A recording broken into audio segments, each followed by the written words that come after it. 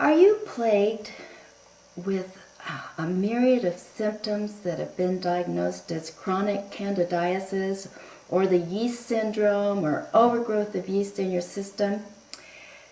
I'm Dr. Bessie Jo Tillman. Most folks call me Dr. Joe, and I became a physician in the early 1970s, and by the early 1980s I was a mess. I didn't know why I was feeling so bad, but my gastrointestinal system was completely upset all the time. There were a lot of foods I just could not eat anymore. I had recurrent bladder infections and vaginal yeast infections, and it was like I knew my colleagues wouldn't really know what to do with me. So at that point, I started doing my own research, and I visited a doctor who was doing some nutritional programs and allergy testing. And you know, when he started telling me about the yeast overgrowth problem, the yeast syndrome, I thought, that is what I have. And sure enough, I did. I had terrible yeast overgrowth. So I can understand how you feel if you're putting up with all those miserable things. It's not fun at all. Well, first thing he did was tell me to stop eating sugar. And I thought, stop eating sugar? I was a sugarholic. I couldn't imagine not eating sugar. So I thought, well, I'll just stop for a little while. And then I can go back and I'll be, to eating the same old way, and I'll be okay. Well, that was a laugh, wasn't it?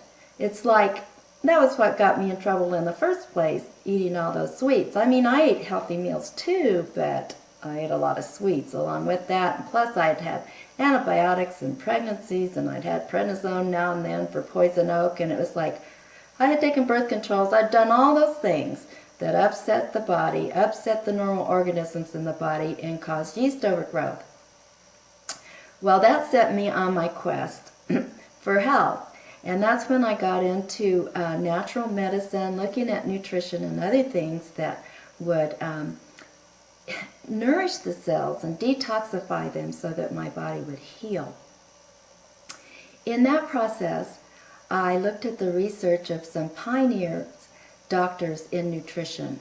Dr. Price, Dr. Pottinger, Dr. Page. And you know what?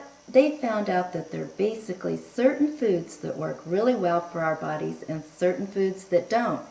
And those certain foods that work well for our body create an environment in our gut that the yeast doesn't really like, so they don't live on it very well, so then they start dying off, and the bacteria that are good for us in our gut start thriving and growing and replenishing in the GI tract.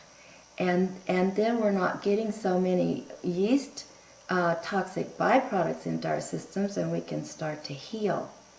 Of course, there's a lot of other things, a number of other things anyway, that you need to do to get yeast under control. But nutrition is the foundation of it all. If you try throwing antifungal medication, anti-yeast medication into your body to get to the yeast, and you're still eating all that food that feeds them, well, you're fighting a losing battle. I used to tell the little children that came to see me that had yeast overgrowth, and there are a lot of kids that do because of all the antibiotics we throw at them, that you need to outsmart those little critters. You need to feed you without feeding them, because when you feed those little yeast critters the things they like, they're pooping and peeing inside of you and making you feel miserable.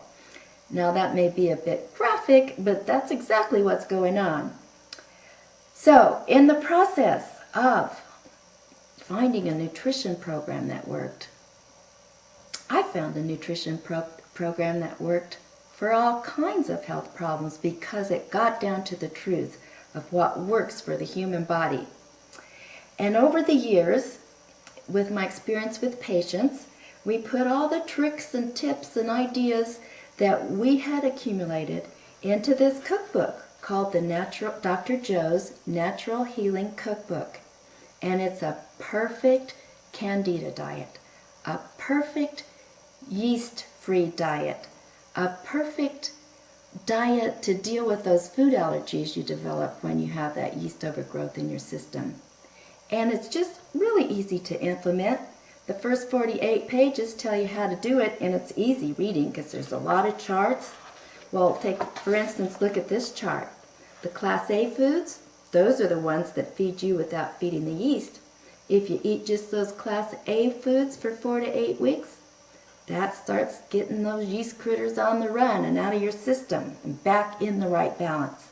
Class B foods still tend to feed the yeast, even though they're really good foods. But once you've gotten through that first 4 to 8 weeks on the Class A foods, you can start adding these Class B foods back in gradually and see how you do. And you know what? You'll love eating this way. I love eating this way. It's so tasty, and it just makes my body feel good, and I love all the beautiful different colors of food we use that make the meals look so gorgeous. The second part of the cookbook is some more help on weight loss. Most people don't even need that part, because once they implement the eating plan in the first section of the book, the weight just comes off naturally or stabilizes naturally. And the third section of the cookbook is just wonderful recipes. All of these recipes are wonderful for a yeast-free diet, for a diet that feeds you without feeding the yeast.